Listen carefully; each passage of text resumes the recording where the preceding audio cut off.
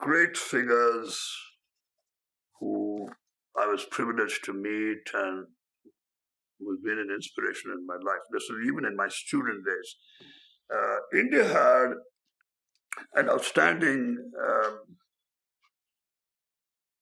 neurophysiologist called VP Anand. He was actually a Nobel nominee. He didn't get it. He discovered the hunger center in the brain. And he had a remarkable experiment to show how the hunger center worked. Okay? And we were privileged to see that on film, 16 mm film in those days. He'd actually shot the whole thing. So here's the experiment. There's a goat. And Dr. Anand has very carefully located the hunger center, has put an electrode there to reach the hunger center. And there's a pile of hay. The goat eats until it's naturally satiated, goes and lies down.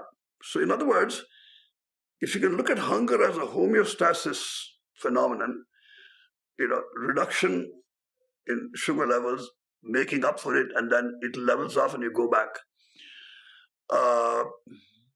It is satiated, goes and lies down.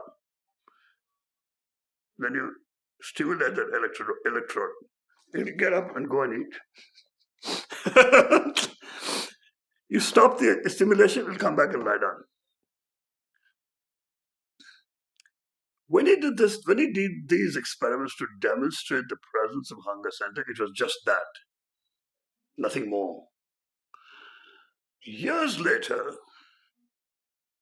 another brilliant scientist who was actually a philosopher of science, D.G. Garan, I have his books here.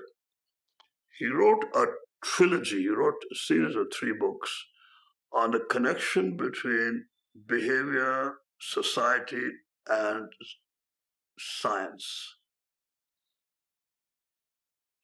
And this was his thesis, that in all animal forms, this homeostatic principle works in practically every organ and every part of your body. Stimulation, reduction. It's like a thermostat in your geyser. When it reaches a certain temperature, it switches off. When it drops below a certain temperature, it switches on. So there's a built-in mechanism to control your consumption. You just take that much.